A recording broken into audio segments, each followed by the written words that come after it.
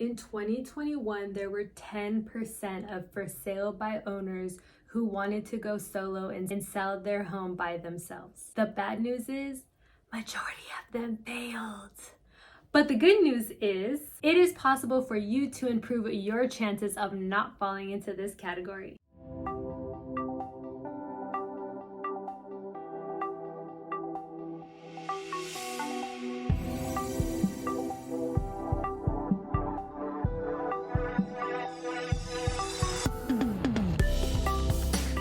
It's your Las Vegas realtor, NashiraGamino, and we are going to be uncovering that one hack that you are going to want to know when making the decision to sell your home on your own. Watch all the way through to the end, and I'll even be throwing in a bonus hack for you. So let's go ahead and quickly mention some of the reasons why you would even want to list your home solo in the first place. Those reasons can be to simply save money on the commission costs that you would either have to pay to the buying agent or the selling agent, or both. Another reason could be that you just flat out had a bad experience with a realtor, and trust me, I get it.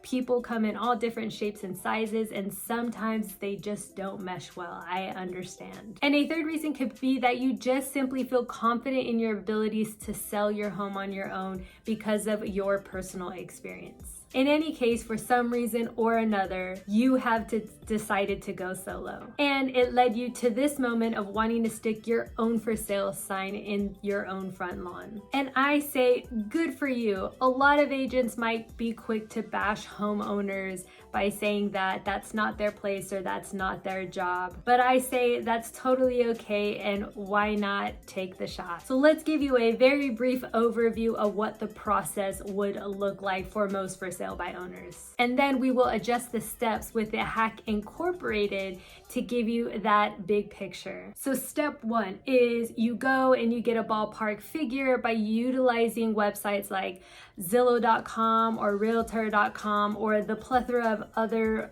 real estate websites that are out there. Or perhaps you saw that Mr. Neighbor down the street got a certain amount for this house, so you're like, let me just throw up my house for in and around that price. Step two is once you put your home up online for sale, you will immediately get bombarded with tons of calls from my fellow colleagues, realtors, investors, and you might even get some door knocks from maybe your nosy neighbors. The realtors will ask you for a shot at listing your home.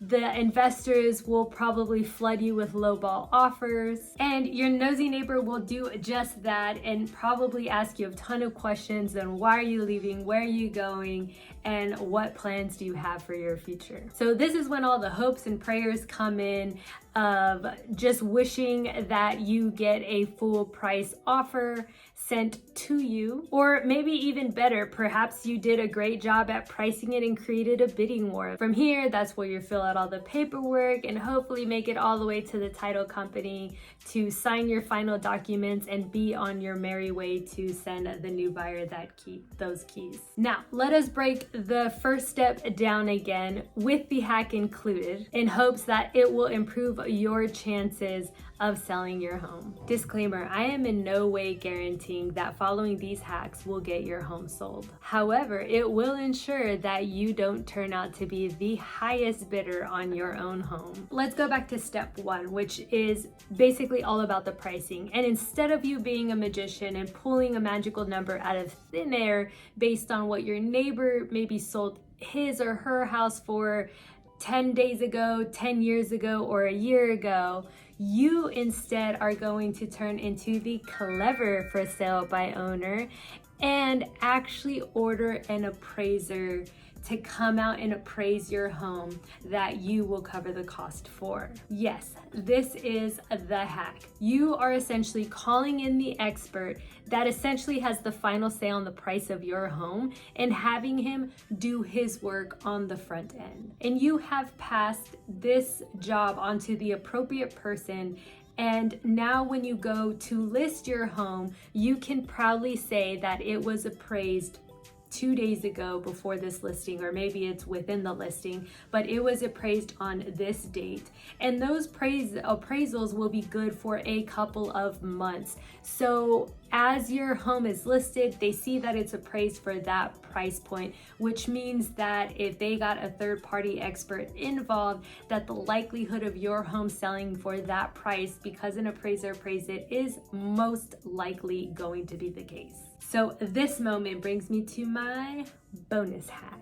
So the bonus hack that you can also do to increase your position and also to stay firm on your price is have an inspection done. Hire an inspector to come out and do an inspection so everything is revealed on the front end. You have an appraiser that now appraised your house for an appropriate and fair price, and you have an inspector that came out and has the laundry list, regardless of how long or short it is, of things that need to be fixed with your home, and you can negotiate those on the front end and not have any surprises in the middle of your transaction and then just watch your deal essentially fall apart. But Nashira, why would I pay all that money to pay for an appraiser to come out and appraise my home when the buyer is going to have it done by their lender, and pay for an inspector to come out? Why would I pay for all that? That's a great question, Mr. and Mrs. For Sale by Owner.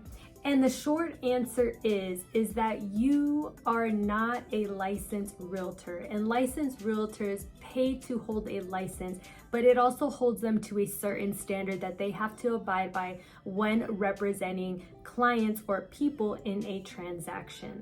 So as unlicensed agents, you essentially have no rules that you have to play by, which makes it really sketchy in the beginning for a buyer to want to come to you and purchase your home in the first place, unless they have some sort of experience underneath them. Or maybe they're an experienced realtor who just loves buying for sale by owner properties. Another challenge you face is the fact that 86% of buyers are represented by real estate agents, and the likelihood of this real estate agent taking their buyer to your home to see it is highly unlikely because you don't play by the same set of rules.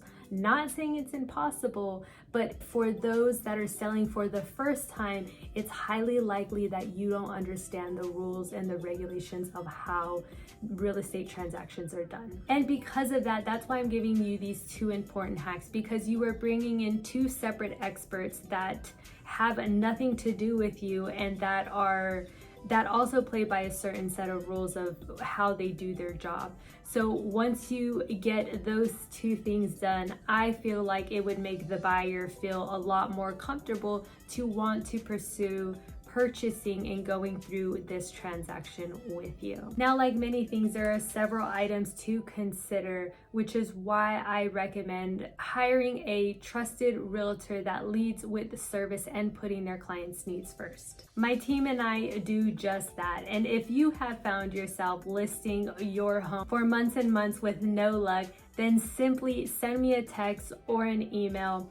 I'd love to meet you and your family and your home and get to know you and see if I could be of service to you. I hope these two hacks are helpful. Drop a comment below and let me know if you've had success in selling your home for the first time and what you think about these hacks. I would love to hear about it. My name is NashiraGamino, your Las Vegas realtor. Thanks for watching, and we'll see you on the next one.